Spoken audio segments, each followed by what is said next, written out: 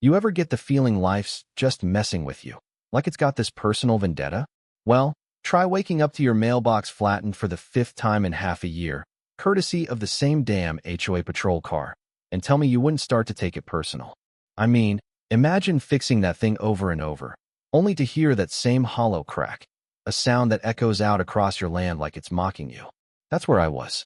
Middle of nowhere, Texas, just trying to mind my business, keep my little patch of ground together, and for some reason, the universe, or at least my HOA, decided I was the guy to mess with.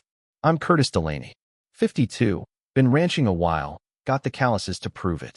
My place isn't much by Texas standards. Pasture, modest house, barn with a workbench where I fix more than I ever thought I'd own, but it's mine. And I was tired of walking out to the road to find another mailbox crumpled like a beer can, post bent, doors swinging open like a busted jaw. This time, my brand new one, barely 2 weeks old, sat folded in the dirt while that white HOA SUV just crawled by, not even slowing down enough to look guilty.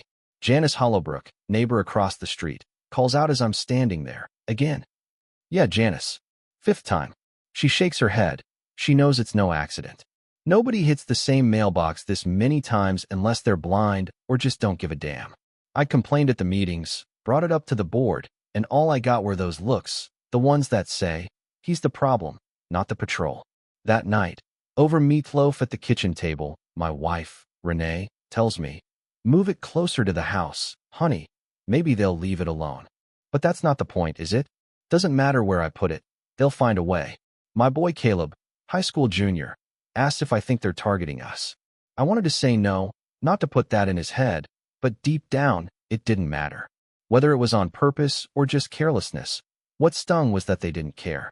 So next morning, I'm out with a tape measure, boots raising dust, just staring at the wreck. People slowed down to gawk. I can almost hear them muttering, Curtis, just let it go, man. But letting things go was never my strong suit. I'd grown up the son of a steelworker, did my time in the oil fields, bought this land after years of sweating for every dollar. You fight for what's yours, you hold the line, and you don't just roll over when someone keeps kicking at your fence. But that's what it felt like. Not just an attack on a mailbox, but on me, my respect, my right to belong here. First time it happened, I shrugged it off as bad luck. By the third, I knew better. At the next HOA meeting, when I tried to speak up, Gregory Winslow, head of the board, gives me that patronizing smile. Those roads are tight, Curtis. Happens all the time. 5 times in 6 months. That ain't chance. Maybe move your mailbox back, he says. The meeting moves on.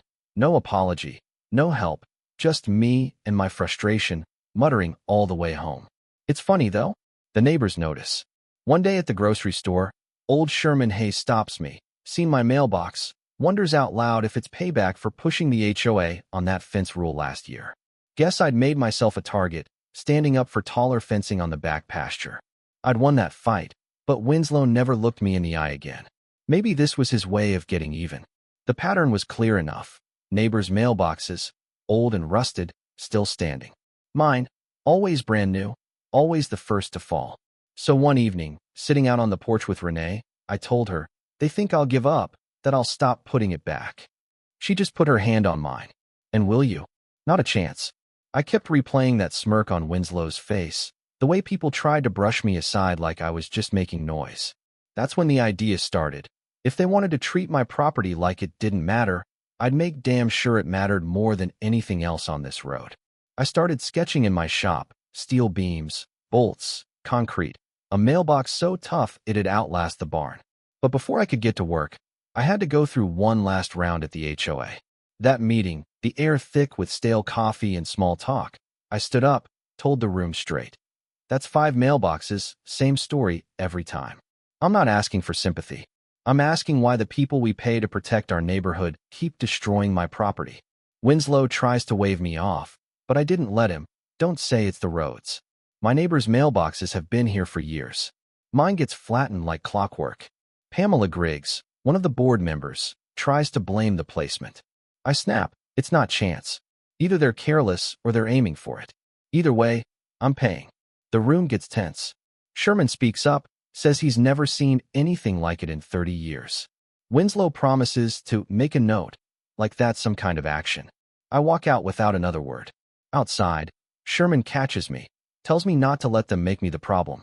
I tell him, then I'll protect myself. And I meant it.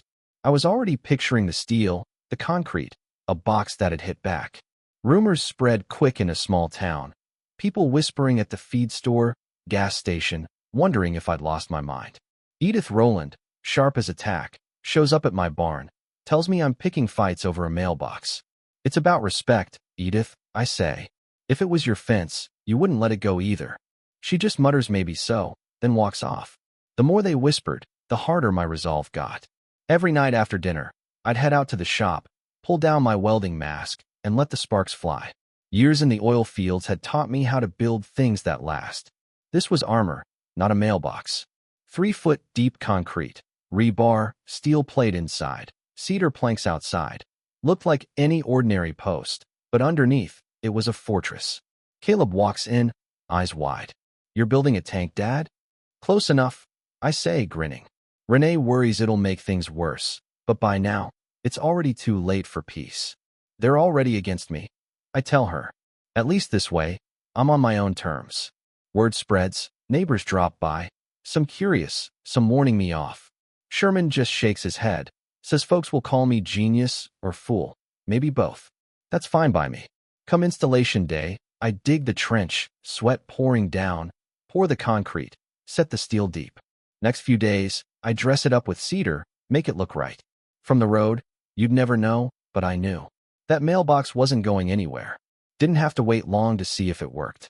Thursday afternoon, sharp thud, way deeper than before. I sprint out, see a patrol SUV, hood crumpled, mailbox untouched. Driver's pale, shaking. What the hell is that thing, he asks. A mailbox, I say, couldn't help but grin. Janice comes running up, can't believe it. Sherman just laughs, says it looks like a fortress. Edith warns I'll get sued. What if someone gets hurt, she says. What if? I fire back. I've been paying every time they smashed it. Where was your concern then? Crowd silent. That night, Winslow himself shows up, folder under his arm, says I've created a hazard. 5 times you didn't show up, now suddenly you care? I ask. He threatens fines, legal action, tells me to take it down. You go ahead, I say. This box isn't coming down. Renee's worried. Caleb thinks it's legendary. Some kids at school call it the tank mailbox. Me? I just want to be left alone. A week later, the patrols linger, watching, lights flickering. Then we get a note on our gate. Take it down before someone gets hurt. I'm not scared, but Renee is. They're making you the criminal, Caleb says, and he's right.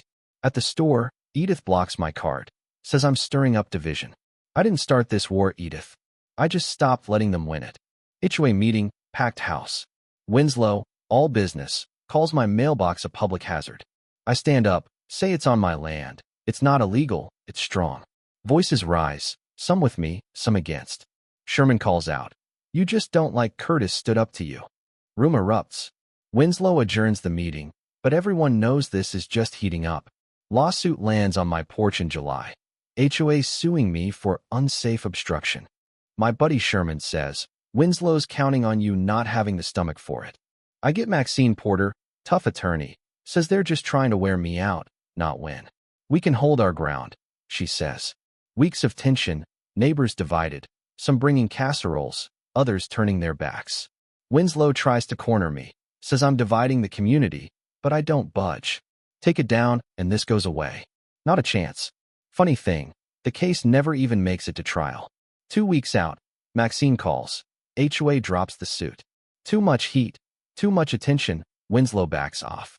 That night, family and Sherman gather on the porch, sweet tea and relief.